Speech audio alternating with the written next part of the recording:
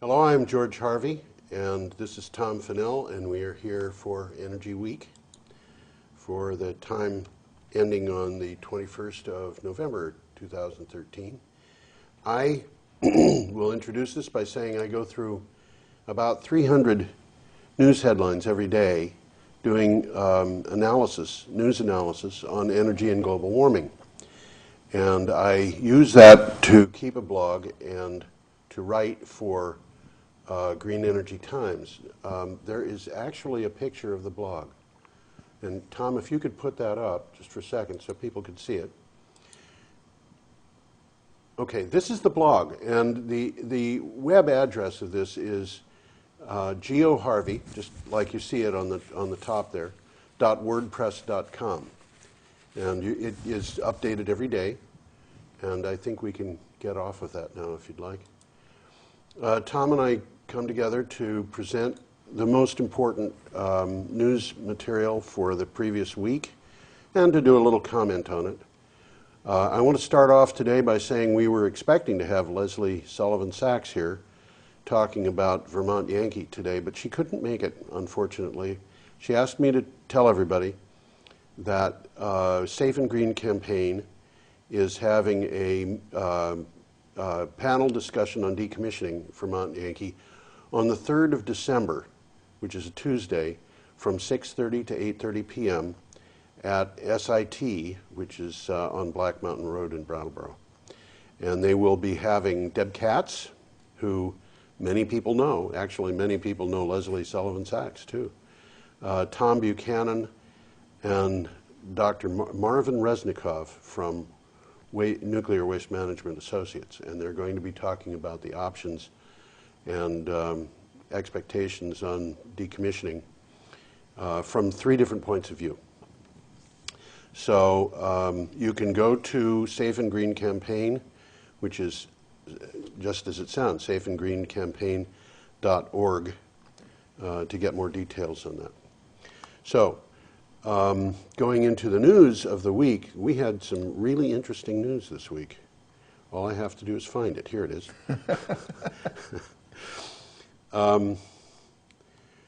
Starting on the 15th, which is a week ago, we have a number of items on that day. Iowa has 3,200 wind turbines in operation, producing 5.1 gigawatts of wind energy.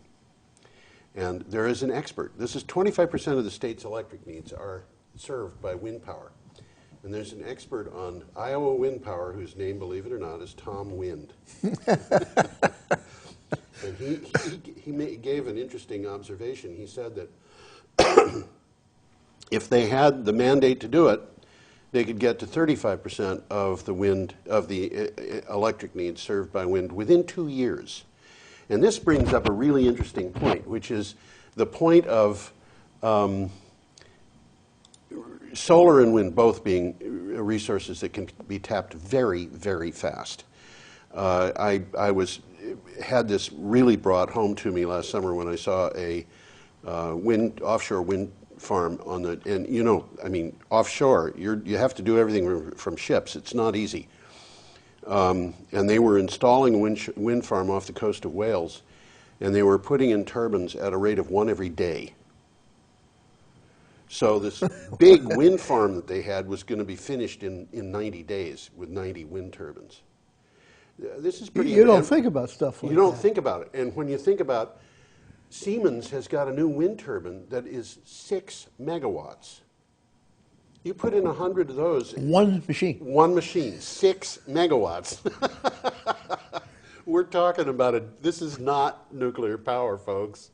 This is not 20 years of building that plant. Well, for reference, how many homes with 6 megawatts power? Honestly, I don't know. Off the top of my head, I'd say somewhere around 300. Maybe no more than that. Probably close to 1,000. 6 megawatts? Yeah.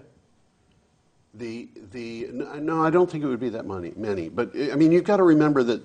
All right, maybe what I should do right now is explain to people what the capacity factor is. Yeah, that would make some sense.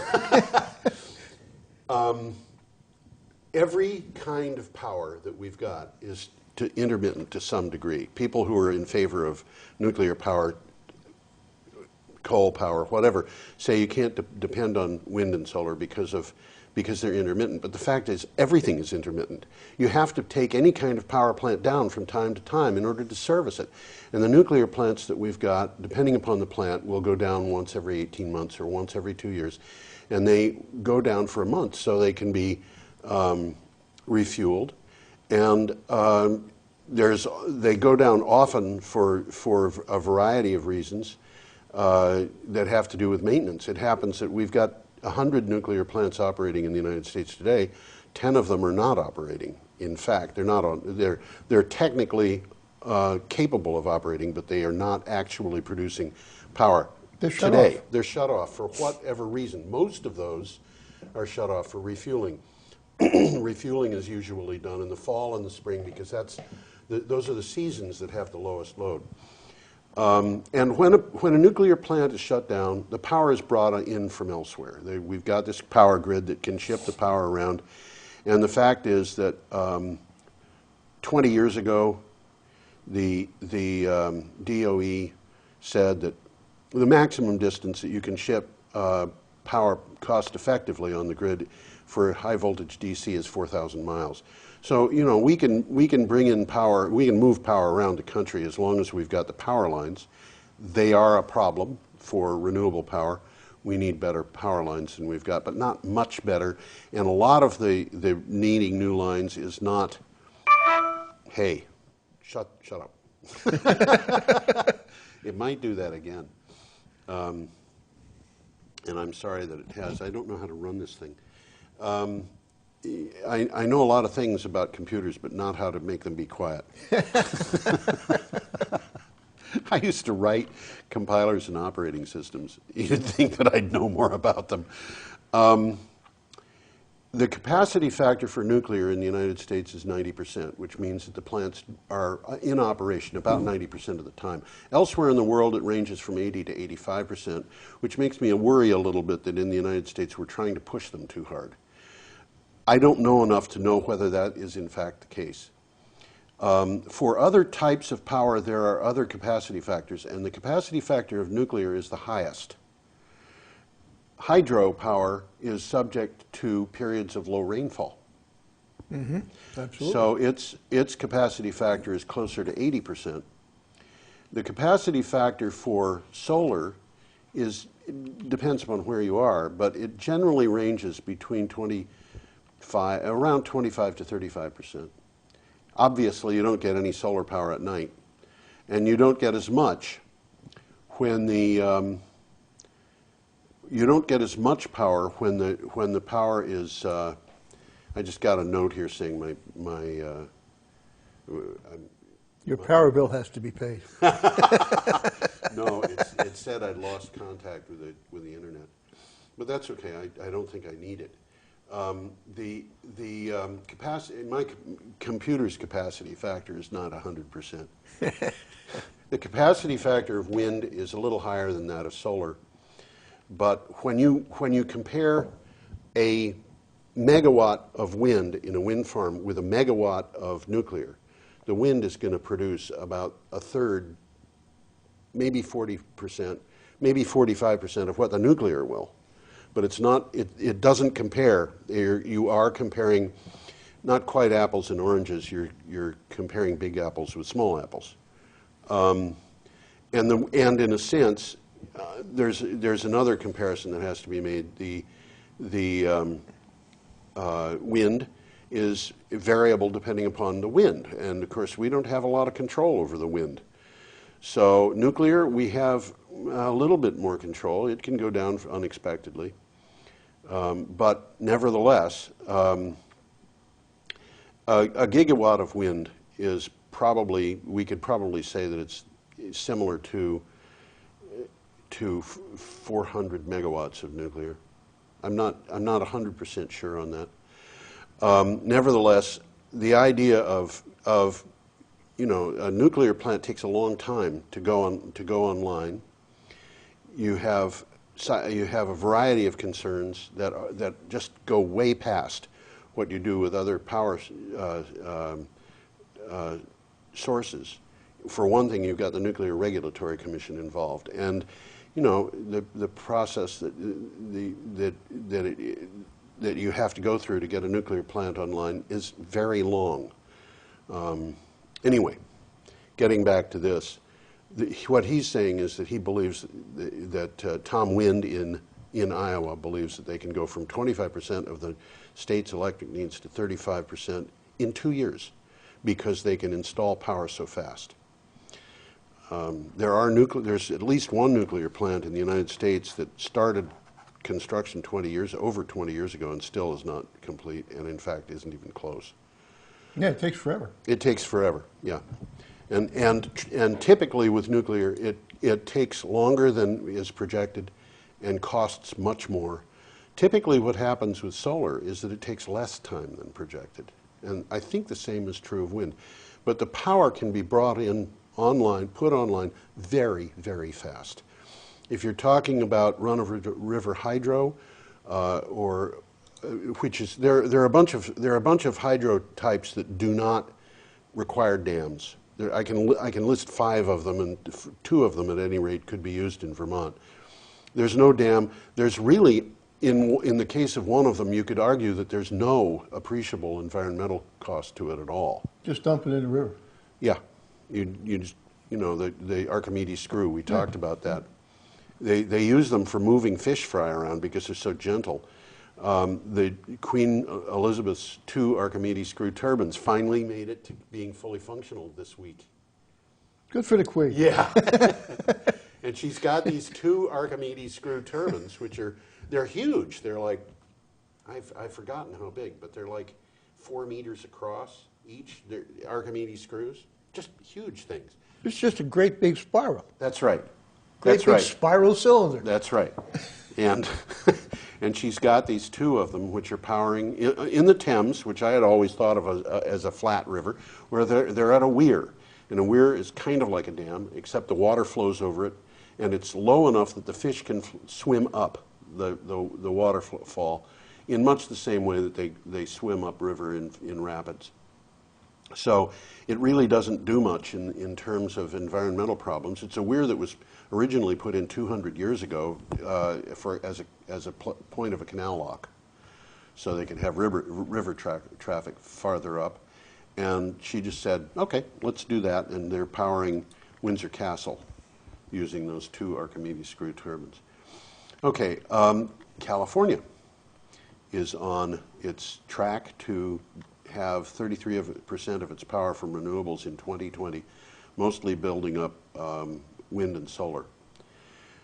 Japan, unfortunately, and this was expected, had to slash its carbon emissions expectations because its nuclear power plants are down because of Fukushima, the Fukushima meltdowns. So people are unhappy about that, but it really, I don't know how they could have gone any other way. On the other hand, the good news from Japan, a year ago, the analysts were projecting that there would be a 250% growth in solar power in Japan this year. Just this year, 250%. 250%. They were wrong. It was 350%. Well, as I said, sometimes it pays to be wrong, huh? solar power can be installed really fast. And one of the things that I saw recently, this is really kind of a hoot. They have an offshore solar farm. I'm not kidding. They built an offshore solar farm, which is a whole lot cheaper. When you think about it, it does make sense. It does, yeah. It makes perfect sense. And it just looks like a big barge dock, you know, and it's like, you see it from the air and it looks like I don't know, if they'd put it in a fish farm, it would have looked very similar. Okay, getting back to work here. There was an interesting article on the 15th in a publication called Eurasia Review. And the title of it, it's an opinion piece, Renewable Energy Can Pave the Path to Peace. And the note that I have is, one way or another, society has to pay the price of conflict over energy, more often than not perpetuating an endless cycle of poverty. Procuring energy does not need to be so brutal. And that is just true. And you know, I look at solar and I look at wind, and when I see the thousands, literally thousands of villages, it might be tens of thousands of villages in India. It was 2,000 villages in the state of Assam alone over a period of 2 years that got their first electricity from solar power that was off grid. It was village microgrids and rooftop, and people got their first light bulbs. They got their first electric fans, and they were very happy about that. And you know, when you think about it, what are the reasons for people to go to war? If you could eliminate three things, you'd probably eliminate most of the reasons why people would go to war. One of them is they need to have some comfort in their life, and that means they need to have clothing, a place to live, and food. Basically, basic needs taken care of, possibly, you know, some kind of medical attention available.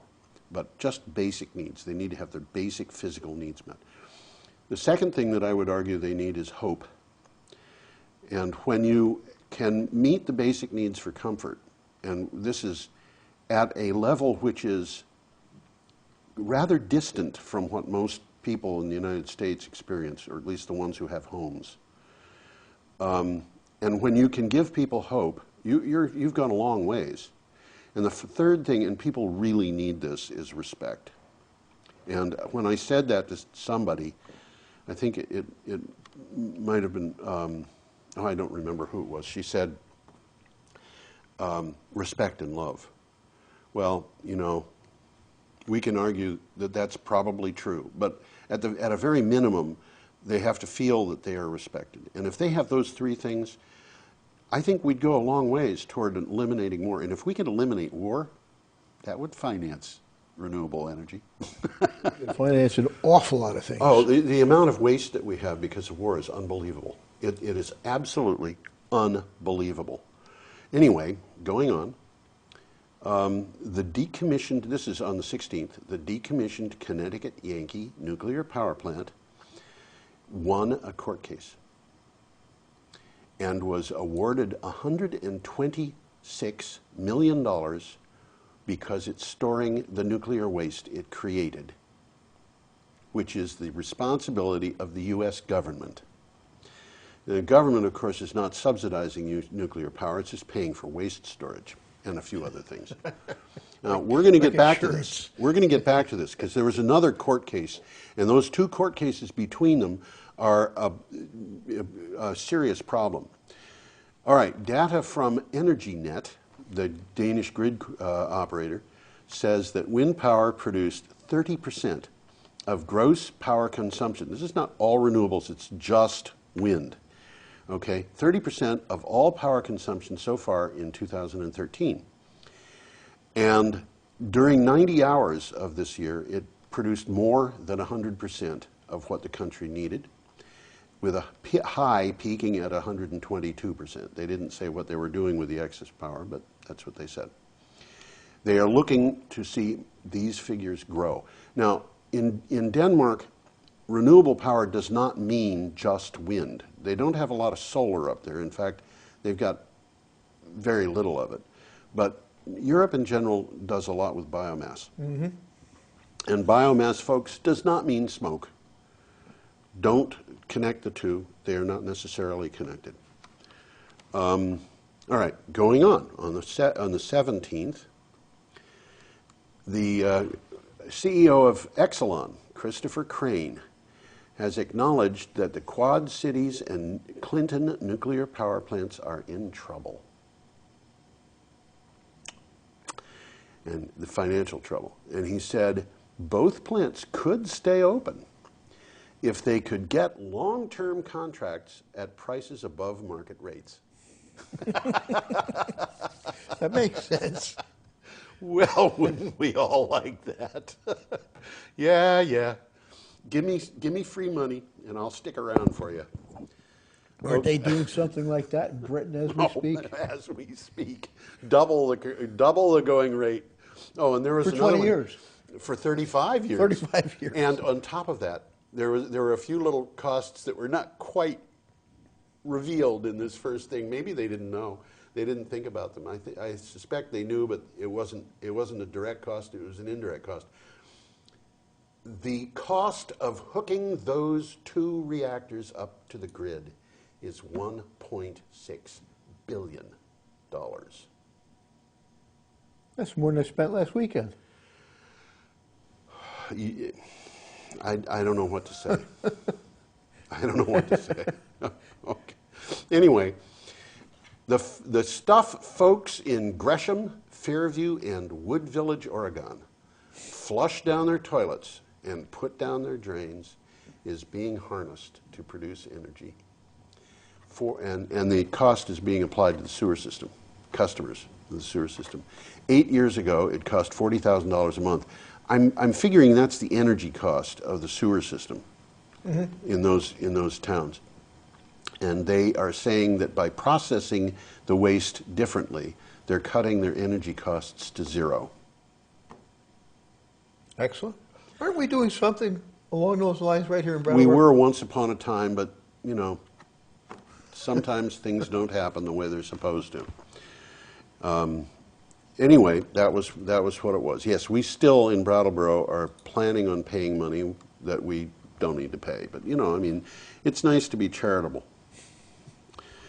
On the 18th, we got the news that Senator Edward Markey, is that his name? Yeah, Ed Markey, from Massachusetts, has introduced the American Renewable Energy and Efficiency Act, which would require all electric utilities to get at least 25% of their electric supply from renewable sources by 2025. I think I would call this the Energy Salvation Act, because their intention, they have said in their last board meeting, I think it was to follow a 20-year plan of just gas, coal, and nuclear for the next 20 years. And if they have to get 25% of their electric supply by 2025, starting with 6% in 2015, it means they're going to have to change that business model, which personally I think is probably going to drive them to bankruptcy before 2020. You mean their existing model? Their existing model that depends upon nuclear and fossil fuels. I just don't see how they can survive. Anyway, going on. That's just my opinion. He did introduce the bill. That wasn't my opinion. Tokyo Electric Power Company has started removing nuclear fuel from a damaged reactor building at Fukushima Daiichi nuclear plant for the first time. And this is considered an extremely dangerous process, but it has to be done. I think it's building 3, unit 3. I forget. I'm not sure which one it is, but I've been reading about this. Yeah. This is very touch and go. This is extremely touchy stuff. Yeah. And if you see a picture of the interior of the plant where the spent fuel pool is, it looks like they've got everything well under control, but it is regarded as an extremely touchy process. They have to remove all of that stuff. Unfortunately, the current condition of the building itself is questionable, and the fuel is stored 80 feet up in a. It's like kind of like having a huge swimming pool at the 8th story level in a building and having it full of. We got one of them right here. Where's that? Down at Yankee. Yes, we do. It's exactly the same. It's exactly the same, except for one thing. There's one difference, and that is the spent. The building's not falling down. Well, I'm sorry. There's 2 differences. One of which is that the building is not falling down, at least not that we know of at Vermont Yankee. But the other is that the Vermont Yankee spent fuel pool has as much fuel in it, spent fuel in it, as all of the reactors at Fukushima Daiichi. Say that one again. That's a little scary. If you take the spent fuel in all 6 of the reactor buildings at Fukushima Daiichi and combine what they have, it's less than what is in the spent fuel pool at Vermont Yankee. Oh, that's encouraging. My Helps understanding, me sleep at night. yeah, well, yeah, don't let it get you down. But the fact of the matter is, they've got something like 500%. At least that's what I'm told. They have something like 500% of the amount of fuel in that spent fuel pool that they were originally intending to put in there. Now, a lot of that was done by playing games with geometry and playing games with chemistry and playing games with other things in order to make it safer to put the fuel assemblies closer together. But even so, it would be nice to have that stuff out of there and into dry cask storage as soon as possible. And that's one of the things, in fact, that Leslie's thing on the 3rd of December is going to be addressing, is the business of the, and they can take that fuel out. They can't take it all out right away because the fuel has to stay in there for at least 7 years. Because when it comes out of the reactor, it's got a lot of short-term radioactive isotopes in it, so it's highly, highly, highly radioactive. And it produces a lot of heat just because of those isotopes, even though there's no fission going on. The radioactive isotopes that are not uranium and other fissionable materials undergo decay, and that produces a lot of heat. So they have to do something about that before they can put it into dry cask storage. Okay, getting on. Oh, this is fascinating. This one is fascinating. Rooftop solar panels. For the first time, somebody did a study on what direction to have them face. I read that. Isn't this beautiful? This needs some explanation. West-facing rooftop solar panels produce 49% more electricity during the peak demand period. That's the key, right there. That's the key. You got it. Compared with south-facing panels, according to a new study from Pecan Street Research Institute. The research was the first of its kind to evaluate orientation of PV panels. You'd have thought. Who'd have thought? Now, it's not going to do anybody any good using the net metering schemes that we've got today. It would do the power company some good to have west-facing panels, but it won't do the owners of the panels any good because the electricity from the panels is being sold at a flat rate. Flat rate. And I think people don't realize this, and this is something that we've mentioned before. The flat rate that people see on their electric bills does not reflect the actual market very well. The rate for power can go negative at night, and it has gone negative a bunch of times. In Germany, there were 10 instances, 20 instances this year, when I read about it a couple months ago, in which the rate of the wholesale power rate had gone to negative $100 per megawatt hour, which is 10 cents per kilowatt hour, negative. Negative means they pay you to take it away. If they're going to be producing power on these old plants that have to run at night, that's what's going to happen. Now, with wind power, if it's just wind power can be furled and unfurled in a matter of just a minute or two. But nuclear power, no, it has to go fast and hard all night. And it's like, you know, if the power has got to be kept on in order to have the boiler producing steam in the morning, so that it'll be producing power at the full rate during the daytime. And in fact, what has happened, I mentioned this last time, during peak demand load, the rooftop solar in southern Italy has brought the expensive peak demand power rate down to zero, because they're producing power from the sun at exactly the time that people most need it. Exactly, yeah. And, you know, beautiful coincidence. Isn't this a great coincidence? Of course, the flip side of that is, what do you do at night? And the interesting thing about that is, solar power it produces best in the summer in most places, and it produces clearly none at night, but best in the afternoon, early afternoon. Wind power produces best at night, and the season when it's best is during the winter. So they make a very, very nice match. But this thing of 49% more electricity makes me feel like maybe we should be thinking of net metering being in terms of the price of the power at the time it's produced. It would be fairer to the utilities, and it might make it possible for the customers who have net metering to make more money. Well, another thing that's happening parallel to this is improvements in storage. Oh, yeah. And we haven't touched, we haven't really even scratched the surface there. Well, for anybody who wants to know about storage, we've got storage. We've got lots of storage. Well, the hydro dams. Yeah. I mean, Pump storage. We've talked about going down to the pump storage place at Northfield Mountain.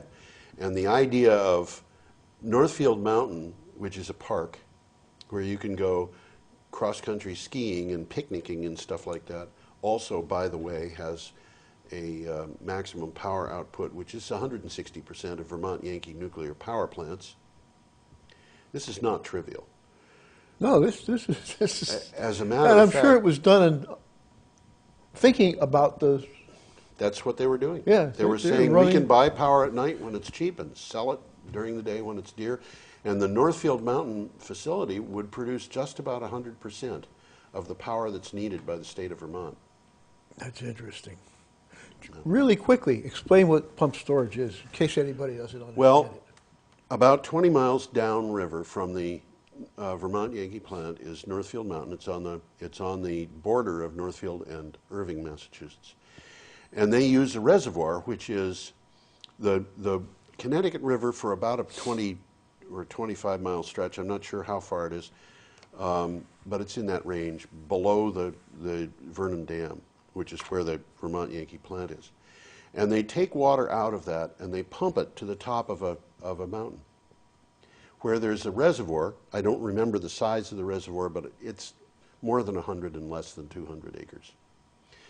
And it's deep. There's a lot of water in there.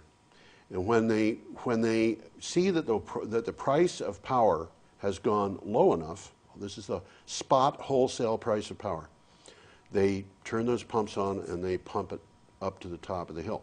Now, the pumps are turbines, and they're reversible turbines. Yep. So they can use those same pumps to extract power when they run water down the hill. So the water that's up at the top of the hill that was put there during the night when the price of power was very low, they can use to produce power during the daytime when the price of power goes high.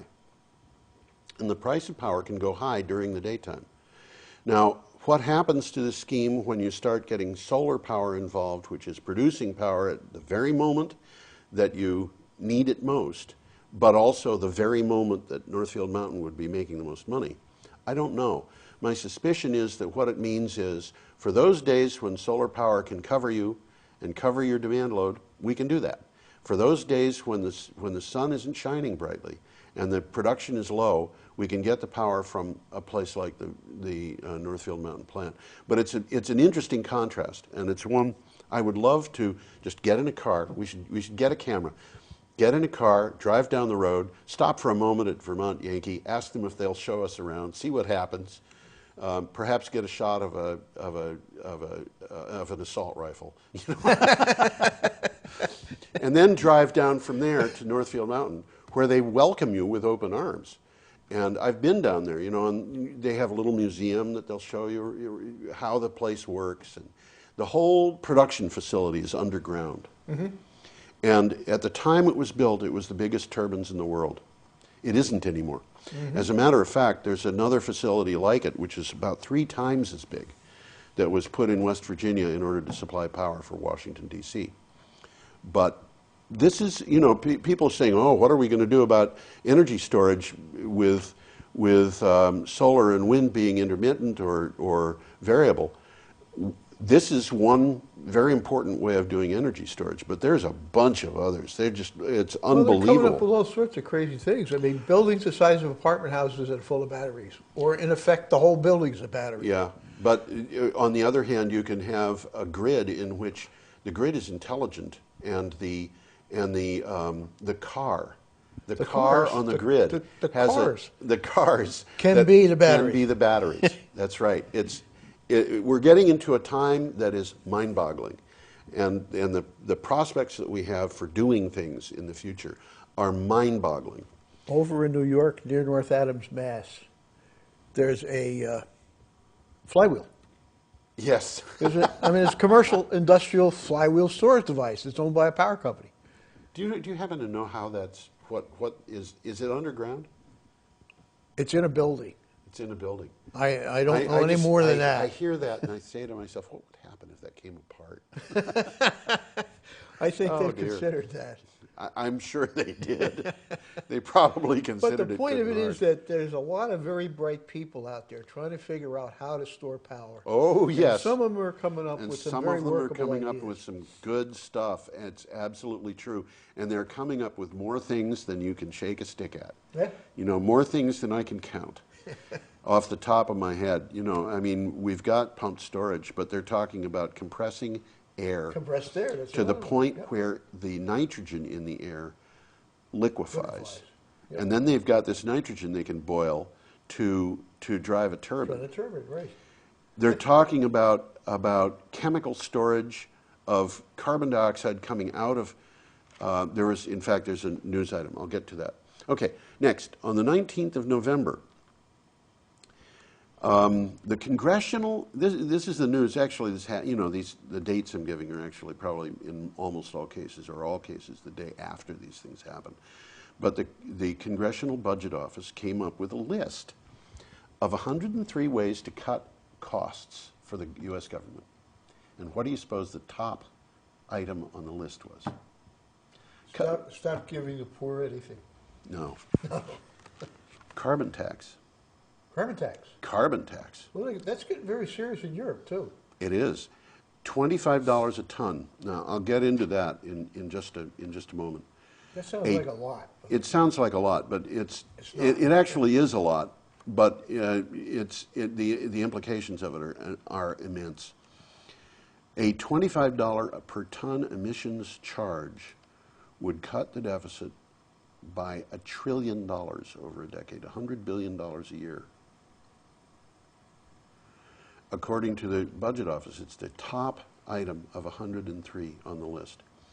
Now, what they're charging here is per ton of carbon dioxide. Which doesn't weigh very much. No, carbon dioxide is heavier than carbon because each molecule has got 2 atoms of oxygen on it. The atomic weight of oxygen is 16. So you've got 32 plus the carbon, which is 12. So out of 44 atomic units, only 12 of them are the carbon, which means that a ton of carbon dioxide would come from a third of a ton, roughly, of coal. So this would be like $75 a ton on coal. It means a gallon of gasoline, which weighs about 7 pounds or 6.75 pounds or something, produces 20 pounds of carbon dioxide. 1 gallon because it's acquiring all that oxygen, and that's in the carbon dioxide. So a gallon of gasoline produces 20 pounds, so 100 gallons of gasoline will produce 1 ton. So you would have to add 25 cents a gallon to the price of gasoline if we did this. It's hard for me to think about gases in terms of tons. Yeah, I think it's hard for a lot of people. But nevertheless, there it is. And if you took that carbon dioxide and you compressed it, it would pretty easily liquefy. And then, of course, it's no longer a gas. It's a liquid, and you can get a pretty good idea of how heavy it is. But carbon dioxide is so heavy compared to atmospheric oxygen that if you have a container and you drop a little block of dry ice in there, it's going to fill with carbon dioxide from the bottom. Of course, the dry ice is cold.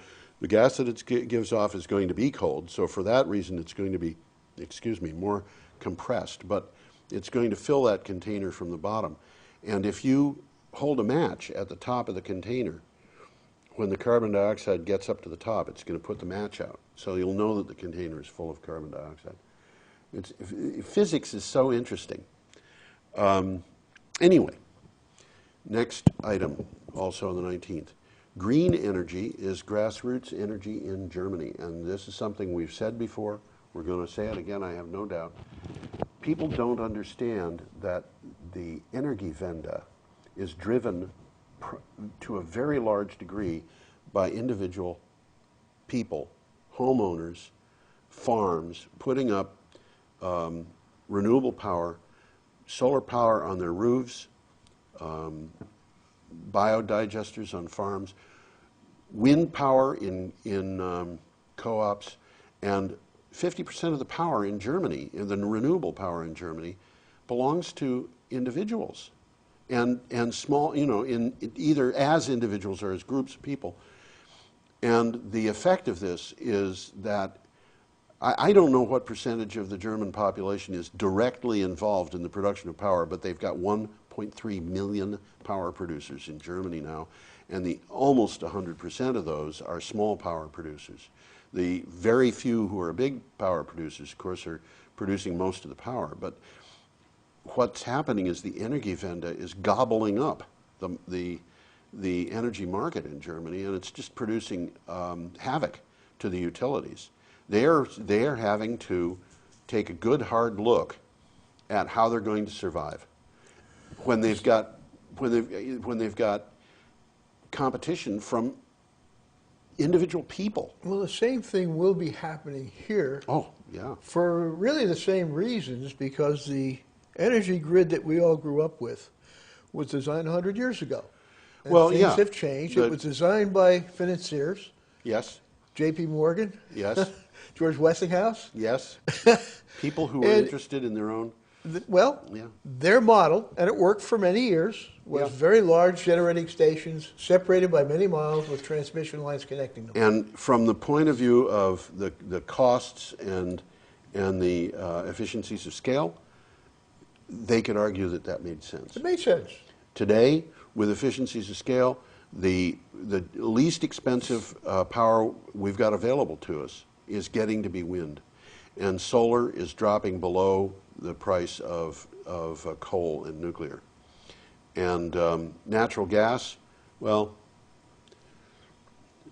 natural gas is profiting from a fracking binge, which I have a feeling is going to end within a very few years. 10 years from now, to be talking about the bubble. I think it'll be less than 10 years, to tell you the truth. Anyway, going on. The 20th of November, nuclear energy won a victory in federal court. Remember, we talked about an earlier victory. When the Federal Appeals Court said the United States government may no longer collect money from the nuclear power industry to finance a spent fuel repository. So we don't have any money left for the Yucca Mountain thing. And I think what's going to happen is this is going to, I mean, we're seeing a very large object slamming into an immovable thing here. This is the problem that we've got with nuclear waste is not getting settled. It's just getting settled in court. And the court settlement says this is what you have to pay, but it doesn't say anything about where the waste is going to be stored. And one of these days, by the way, I'm going to have Steve Rucroft, who is a friend of mine who works at CERN, in here to explain the ways that we can ultimately possibly get rid of nuclear waste by consuming it and having it produce power, but also leave us with no waste products that are long-term. Why I was laughing is I facetiously say in my head, they got to figure out a way for us to eat it. Yeah, well, actually, there was a guy, I think, in the Oregon legislature who got his 15 minutes of fame by suggesting that the easiest way to take care of the nuclear waste would be to put it in airplanes and sprinkle it evenly across the whole globe. That makes sense. Yeah. It would also take care of the population problem, but, you know, what can we say? Anyway, they have won that victory. The U.S. government is not allowed to finance the nuclear waste repository, and it has to pay money to the people who created the waste, which is kind of a bad deal. But, moving on, social media strategies, now we're back to fracking again, have won a decisive victory, apparently, when voters in 3 Colorado communities and 1 in Ohio approved anti-fracking ballot initiatives in early November. The pro-fracking people spent $900,000 on pro-fracking advertising, as opposed to $26,000 spent on anti-fracking campaigning, and they lost. And in Boulder, Colorado, they lost by, I think the vote against fracking was 73%, as I recall. This is a big loss. Yeah. But I think that, it's going to be interesting to see what comes of that. I happen to think fracking is probably an extremely bad idea. And everything that I've read about it indicates that from a scientific, ecological point of view, it is a bad idea. But I'm still kind of not 100% convinced on it, because there have been, the industry is largely unregulated. And I have read that if a fracking well is put in with sufficient care, it doesn't have to be all bad. But I'm not so sure about that. I think the position that I'm taking is like most of my positions. I could be talked into something else if somebody really had good arguments. Okay, now this is one of the most important items of the week. The president of the Tokyo Electric Power Company, TEPCO, the organization that owns Fukushima Daiichi, said this last week that the lessons they learned from the 2011 meltdowns, plus the spent fuel pool problems that caused an explosion in one other building, and then the subsequent cleanup costs and the problems with that, should serve as a warning to the world that nuclear energy is not fully safe. This is the president of TEPCO talking. Nuclear energy is not fully safe. That's an interesting admission. Absolutely. Coming from its source. Yeah. But we can move on from there. A couple of items today. New research, this was released I guess yesterday, says that there were errors in earlier measurements of global warming temperatures. And they indicate that global warming, the earlier measurements indicated that global warming had slowed and possibly reached a plateau. But the problem was that there was bad data from Africa and other parts of the world. And when they did satellite studies of these parts of the world where the data was a little more iffy, they discovered that the data was iffy because it was wrong. And when they built a new set of projections based on that data, they found that, in fact, it hasn't reached a plateau. It's just going its merry way. And it is continuing. However, here's another interesting pair of things to have come together. Researchers from Ben Gurion University in the Negev, this of course is in Israel, have developed a process to convert carbon dioxide and hydrogen into a renewable alternative for crude oil. And from my point of view, the most interesting thing about this is that it appeared in the news, not that they said that. It would be interesting to know more about what they were talking about, because the process that they're talking about can be done by the Sabatier process. And that was, the Sabatier process was discovered 100 years ago. I think it was 100 years ago this year. It was a process that won Paul Sabatier his Nobel Prize. But these guys are doing it a different way, and it would be interesting to know how it's different. They're doing it using carbon nanotechnology. I read something about that, and I'm still lost. I mean, all I know about nanotechnology is it involves things that are very, very small. Well, not necessarily very small. It involves things that are very small, but you put enough of them together and they get big. But this goes against what I think I learned in thermodynamics. They're taking carbon dioxide and water, soda water in effect, and turning it into diesel fuel. If it's true, if it's happening, it's wonderful. Yeah, but it's not energy negative. It's not energy zero. It takes power. It's certainly going to take power. I've got to learn how to stop this thing. It's certainly going to take power. I can't figure out how they're doing it. Well, I can tell you how the Sabatier process works. Good. Okay. Basically, what happens with the Sabatier process is you have hydrogen and you have carbon dioxide. Now, we should look at the sources of these two things. The hydrogen can be produced, for example, by electricity from wind or solar. Just any electricity will do it. But you produce the hydrogen using electricity from wind or solar.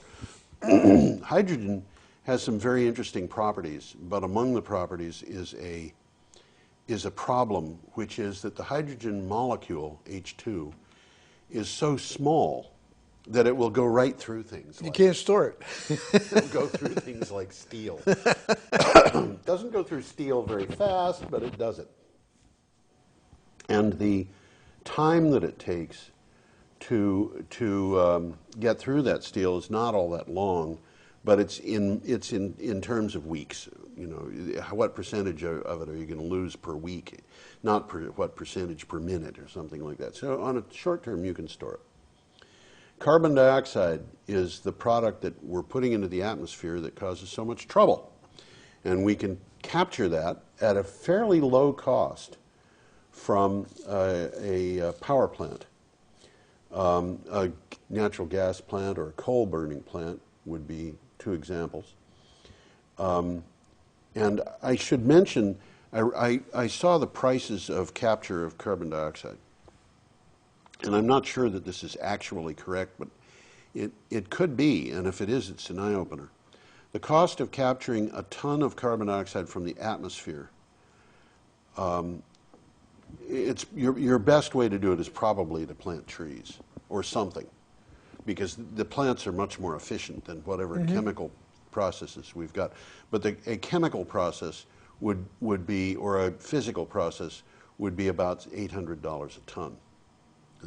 This is the $25 per ton tax. All right, taking it out of the water is much easier, and you can do that for a couple $100s a ton. But if you capture it from the stack gases at the plant, it costs about $7.50 a ton. Okay?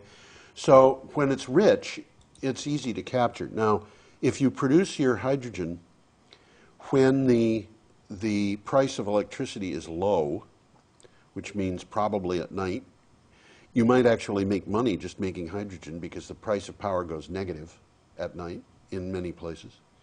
And you capture the CO2 from the power plant that produces it. Now you've got hydrogen and carbon dioxide. The hydrogen can be produced any time. The computer says, oh, we've got an excess supply of power on the grid. Let's make hydrogen. You can just make hydrogen. Okay? It's not like, you know, oh, maybe we should start our coal burning plant because we expect the demand to be high the day after tomorrow. We can go straight to making the hydrogen, and I believe you could go to it so fast that it would be much faster than the switchover that they do at Northfield Mountain, which is 15 minutes. Which is fast. It's fast. But anyway, if you know that you've got a window of opportunity in which you're going to be having a power supply that's very cheap or zero, because it happens, you can say, okay, now we're going to heat up the equipment and we're going to produce, you turn the pumps on, and we're going to take the hydrogen and the carbon dioxide and mix them with a catalyst. under pressure with heat. Now, obviously, what's happening is this is endothermic reaction.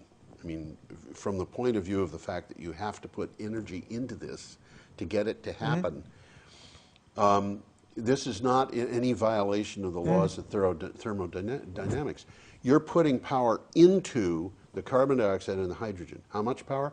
Well, the laws of thermodynamics will tell us that it's going to be more power than you got out of them. Yeah. Okay, but that doesn't necessarily have to be bad. What you have to do is you have to do this in a way which is not physically efficient. It has to be financially efficient, you see. And so if you can produce hydrogen at a negative cost, and you can capture the carbon dioxide really cheaply, and then cheaply or at a negative cost combine them to make methane, because that's what you get out of them. Now you've got something that you can sell to the natural gas plant when the price of power has gone high again. And it, unlike the hydrogen, can be stored for a long period of time. And it has other uses. You can use it to make plastic. You can use it to make gasoline. Yeah. You can use it to make all kinds of things. So, you know. It's just another form of energy storage. It's another form of energy storage, but one of the things that's absolutely beautiful about about carbon, is that if you've got a carbon molecule, you can turn it into some other carbon molecule. It's just a matter of how do you get there. It's not like other, carbon is far more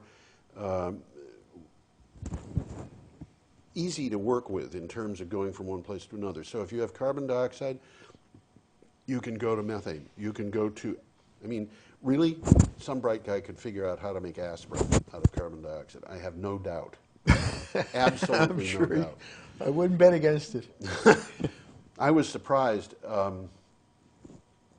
Somebody pointed out to me that there was a path for making C4, which is a plastic explosive, that people occasionally, terrorists occasionally make C4 out of aspirin. Wow. Okay. Now, I actually tracked through that. I was interested in seeing how that was done, and I realized that if you're a terrorist and you want to make a bomb, this is not a good route. Because you're far more likely to kill yourself than anybody else.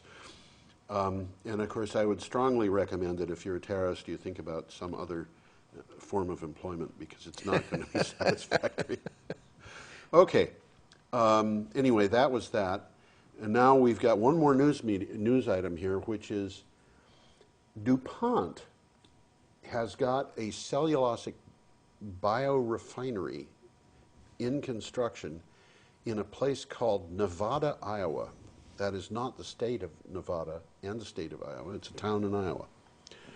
And they're saying they're going to take agricultural waste from neighboring farms, and they're going to use that agricultural waste to make 30 million gallons of renewable fuel per year. And I don't know what form that's going to take. The thing that we were talking about last week, when we were talking about, I think it was last week, might have been the week before, when we were talking about butanol. Yeah. They could go to butanol. They could go to ethanol. I think butanol is more attractive, especially considering that you can get there in a way that's carbon negative. You convinced me of that last week. Yeah, but the people who developed the way of making butanol have said that you can build an ethanol plant and convert it to a butanol plant, but they could make this into a variety of other things too. They could make diesel oil, and again, you know, crude oil is a source material for many, many, many different things, including not just diesel oil and gasoline and propane. When we had the gas crisis in the early 1970s, I was working in the chemical industry, and I was surprised, and should not have been, that one of the things that suddenly went into short supply was acetic acid. And I had always assumed that acetic acid had been manufactured as a product of ethanol. But, it, you know, and that's how acetic acid is one of the things that... It's vinegar. Yeah. I mean, you smell it and you say, gee, that smells like vinegar. Why? Well, it is not actually vinegar. It's just the major component of vinegar that makes it sour and smell the way it does. But yeah, and you could make a vinegar substitute out of it, I suppose, if it was of sufficient purity. But I had just assumed that it was made from alcohol. Yeah, I would have figured that too. But it wasn't. It was made from crude oil. And again, aspirin from crude oil, you can bet they're doing that. You know, I mean, it's like when they talk about synthesizing vitamins, why would you synthesize a vitamin? You can get it from nature. Because it's cheaper. It's cheaper to get it from something that's... Yeah. You know, there's a word that we need in the English language we don't have. It would be subnatural, as opposed to supernatural or natural. I'll have to chew on that one. That sounds like it's worth thinking about. Yeah, I think we're out of time. Kind of looks like it. Okay. I hope everyone has a good week, and we will be back next week.